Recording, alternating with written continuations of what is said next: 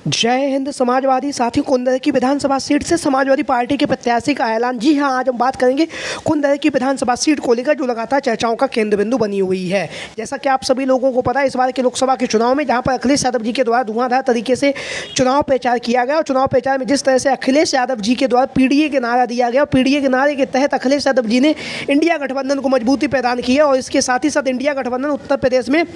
सबसे बड़ा गठबंधन बन के उभरा है, जिसमें से अखिलेश यादव जी ने अपनी समाजवादी पार्टी का जो अब तक का सबसे शानदार प्रदर्शन भी किया है। उसके साथ ही साथ जो कांग्रेस पार्टी जो गठबंधन में शामिल थी उसका भी बेहतरीन प्रदर्शन करते हुए अखिलेश यादव जी के द्वारा जहां पर समाजवादी पार्टी को 37 लोकसभा सांसदों को जितवाया गया है, वहीं पर कांग्रेस पार्टी को भी 6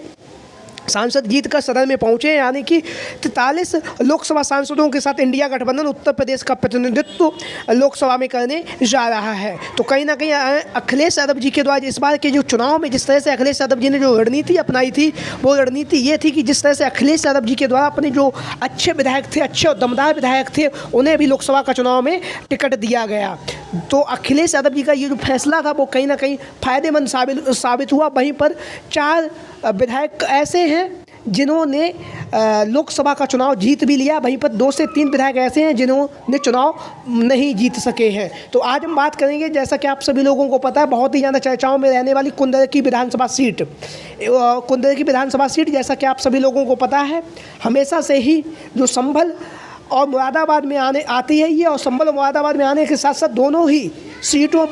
लोकसभा सीटों पर समाजवादी पार्टी हमेशा से ही मजबूती रही है। तो आज हम बात करेंगे कुंदर की जो विधानसभा सीट है उसको लेकर आज हम अपनी इस वीडियो में बात करेंगे, एक एक करके हम बात करेंगे, और उसके साथ ही साथ आगामी समय में किस तरह का माहौल बनने जा रहा है उसको लेकर भी हम बात करेंगे, और जाति समीकरण क्या है और जब यहाँ पर उपचुनाव होने जा रहा है तो उसकी परिस्थितियाँ क्या होने वाली हैं। तो हम शुरुआत करते हैं। जैसा कि आप लोगों को पता है, जो संभल की लोकसभा सीट है, वहाँ से सबसे पहले समाजवादी पार्टी के मुखिया अखिलेश यादव जी के द्वारा, वर्तमान में सांसद थे उस समय 2019 से 2024 के बीच में, शाफिक उल वर्क रहमान साहब सबसे वरिष्ठ सांसद थे, और वरिष्ठ सांसद होने के साथ ही साथ लगातार वह जनता के बीच में भी रहते थे, संभल का प्रतिनिधित्व करते थे। लेकिन अखिलेश यादव जी के द्वारा 2024 के चुनाव में उन्हें टिकट भी दे दी गई थी पहली ही लिफ्ट में, लेकिन बीच में ही उनकी जो स्वास्थ्य था वो खराब हो गया, और उसके बाद उनके 1 महीने के इलाज के बाद भी वो नहीं बच सके और उन्होंने इस दुनिया को छोड़ दिया। उसके बाद अखिलेश यादव जी के द्वारा उनके जो नाती थे, जिन्हें आप सभी लोग जानते हैं, जिया उल वर्क रहमान, जो कुंदर की से विधायक थे, उन पर भरोसा जताते हुए संभल की लोकसभा सीट से अखिलेश यादव जी के द्वारा जिया उल वर्क रहमान को लोकसभा का प्रत्याशी बनाया गया है। जहां पर जिया उल वर्क रहमान ने लोकसभा का जो चुनाव है बहुत ही मजबूती के साथ वह लड़े, और मजबूती के साथ लड़ने के साथ ही साथ जहाँ पर जिया उल वर्क रहमान ने अपने दादा शाफिक उल वर्क रहमान साहब का जो एक दबदबा था उसको भी कायम रखा, और जो संभल की लोकसभा सीट थी उस पर विजयश्री भी प्राप्त की है, जैसा कि आप लोग इन तस्वीरों के माध्यम से देख भी रहे हैं। तो जिया उल वर्क रहमान ने जब संभल की लोकसभा सीट से विजयश्री प्राप्त की, उसके बाद उन्होंने जो कुंदर की जो विधानसभा सीट थी जहां से वह विधायक थे उससे उन्होंने इस्तीफा दे दिया है, और अब यहां पर उपचुनाव होने की तैयारियां बहुत तेज़ी के साथ चल रही हैं, जहां पर समाजवादी पार्टी की तरफ से अनेकों दावेदार अपनी जो दावेदारी है वो पेश कर रहे हैं। तो सबसे पहले इस दावेदारी में सबसे पहला नाम है मुरादाबाद के पूर्व सांसद FT हसन जी। FT हसन, जैसा कि आप लोगों को पता है, तेज तर्रार नेता और समाजवादी पार्टी का 2019 और 2022 में नेताजी के बाद में वह नेता सदन भी रह चुके हैं लोकसभा के अंदर। तो मुरादाबाद के सांसद FT हसन जी थे, लेकिन अखिलेश यादव जी के द्वारा इनका जो टिकट है वो काट दिया गया। इनका जब टिकट काटकर अखिलेश यादव जी ने रुचि बीरा जी को चुनावी मैदान में मुरादाबाद की लोकसभा सीट से उतारा, वहीं पर जो FT हसन को वो रामपुर की लोकसभा सीट से चुनावी मैदान में उतारने वाले थे, लेकिन FT हसन ने रामपुर की जो लोकसभा सीट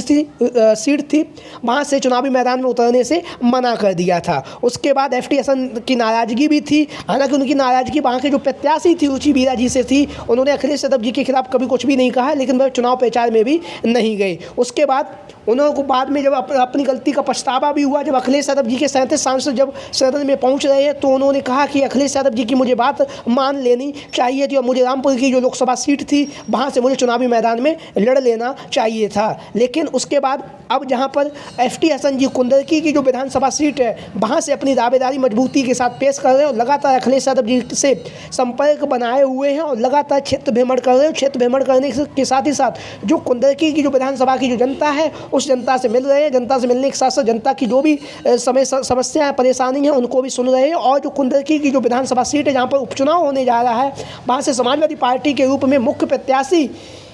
के रूप में इनकी दावेदारी काफ़ी मजबूती के साथ मानी जा रही है। वहीं पर बात करेंगे दूसरा जो नाम है बहुत ही दिग्गज नेता है मोहम्मद रिजवान। मोहम्मद रिजवान जैसा कि आप सभी लोगों को पता है 2012 से 2017 के बीच में यह लगातार 2 बार कुंदरकी की विधानसभा सीट से समाजवादी पार्टी के विधायक भी रह चुके हैं। उसके साथ ही साथ जहां पर 2017 के बीच में 2012 में भी ये जीते और 2017 में भी ये चुनावी मैदान में जीते। उसके बाद जिस तरह से 2022 में इन्होंने समाजवादी पार्टी ने इनका जो टिकट काट दिया और इनका टिकट काट कर कुंदरकी के जो वर्तमान समय में जो विधायक थे और वर्तमान समय में जो संभल के जो सांसद हैं यानी कि जियाउर बर्क रहमान को कुंदरकी की विधानसभा सीट से चुनावी मैदान में उतार दिया। उसके बाद जो रिजवान जी जो थे उन्होंने बहुजन समाजवादी पार्टी को में शामिल हो गए। उसके बाद जब बहुजन समाजवादी पार्टी में शामिल हो गए और चुनावी मैदान में जब 2022 में उतरे तो यह चुनावी मैदान में हार गई। उसके बाद लोकसभा के चुनाव होने से पहले ही इन्होंने समाजवादी पार्टी में शामिल हो गए और समाजवादी पार्टी में शामिल होने के साथ ही साथ अब ये जो कुंदरकी की विधानसभा सीट है वहाँ पर इनकी जो दावेदारी बहुत मजबूती के साथ मानी जा रही है। लगातार ये मजबूती के साथ वहाँ पर अपनी दावेदारी पेश कर रहे हैं। वहीं पर हम बात करेंगे कुंदरकी की विधानसभा सीट से मुरादाबाद के संभल के जो पूर्व में जिलाध्यक्ष रह चुके हैं फिरोज खान का जो नाम है वो काफ़ी ज़्यादा चर्चाओं का केंद्र बिंदु बना हुआ है और कुंदरकी की विधानसभा सीट पर इनकी दावेदारी बहुत ही मजबूती के साथ मानी जा रही है। उसका कारण भी ये है कि ये जो फिरोज खान है वो जो समाजवादी पार्टी के राष्ट्रीय महासचिव और मुस्लिम समाज में अपनी एक अच्छी पहचान रखने वाले, जैसा कि आप लोगों को पता है पूर्व में कैबिनेट मंत्री भी रह चुके हैं समाजवादी पार्टी की सरकार मोहम्मद आजम खान साहब के ये करीबी हैं। और उसके साथ ही साथ जहां पर मोहम्मद आजम खान साहब के करीबी हैं और जैसे ही मोहम्मद आजम खान साहब के द्वारा जो खबरें सामने आई कि उन्होंने रुचि बीरा FT हसन का टिकट कटवा कर रुचि बीरा को वहाँ से चुनावी मैदान में उतारा था तो उसमें भी आजम खान साहब का जो हाथ रहा है उसमें भी। तो उस हिसाब से देखें तो कुंदरकी की विधानसभा सीट से फिरोज खान की भी दावेदारी बहुत मजबूती के साथ मानी जा सकती है। वहीं पर एक अन्य प्रत्याशी के रूप में जो यहाँ से नाम चल रहा है आप सभी लोगों को पता है ILD को छोड़कर समाजवादी पार्टी में शामिल हुए अली उर रहमान जिन्हें आप सभी लोग जानते ही हैं, दिग्गज नेता हैं और उन्होंने ILD यानी कि जयंत चौधरी की जो पार्टी उसे छोड़कर लोकसभा के चुनाव से पहले ही वह समाजवादी पार्टी में शामिल हो चुके हैं। जहां पर वह समाजवादी पार्टी में शामिल हुए हैं वहीं पर इनकी जो दावेदारी है वो भी काफ़ी मजबूती के साथ कुंदरकी की विधानसभा सीट पर मानी जा रही है। तो लगातार जो समाजवादी पार्टी है उसमें कुंदरकी की विधानसभा सीट पर अनेकों दावेदार हैं जो लगातार अपनी दावेदारी कर रहे हैं और दावेदारी करने के साथ ही साथ लगातार जनता के बीच में भी रह रहे हैं और अखिलेश यादव जी से भी लगातार संपर्क साधे हुए हैं। तो लगातार जो कुंदरकी की विधानसभा सीट है उसका अगर हम जातीय समीकरण देखें तो उसको भी एक हिसाब से देख लेते हैं। यहाँ पर मुस्लिम आबादी 55% है, हिंदू आबादी 45% है। वहीं पर हिंदू आबादी में अगर यादव समाज की बात करें तो यादव समाज लगभग यहाँ से 5 से 10% यहाँ पर यादव समाज भी है। और यादव समाज जैसा कि आप लोगों को पता है हमेशा से ही अखिलेश यादव का कोर वोटर रहा है, तो उसको ध्यान में रखते हुए और यहाँ का जो मुस्लिम वोट बैंक है वो कहीं ना कहीं निर्णायक भूमिका में भी रहता है। और यहाँ से हम बात करें तो जब जियाउर बर्क रहमान चुनावी मैदान में उतरे 2022 में तो 1,25,792 वोट उन्होंने प्राप्त किए थे। वहीं से यहाँ से समाजवादी पार्टी 3 बार जीत चुकी है, 2 बार यहाँ से मोहम्मद रिजवान जीतते हैं, वहीं पर 1 बार जियाउर बर्क रहमान चुनावी मैदान में जीत चुके हैं। तो आप लोगों की क्या राय है कुंदरकी की विधानसभा सीट से समाजवादी पार्टी का प्रत्याशी कौन होना चाहिए, इसको लेकर आप लोगों की जो भी राय है सभी साथी कमेंट बॉक्स के माध्यम से अपनी राय दे सकते हैं। और इसके साथ ही साथ इन संभावित प्रत्याशियों के बारे में आप लोगों की क्या राय है सभी साथी कमेंट बॉक्स के माध्यम से अपनी राय दें। जय हिंद, जय भारत।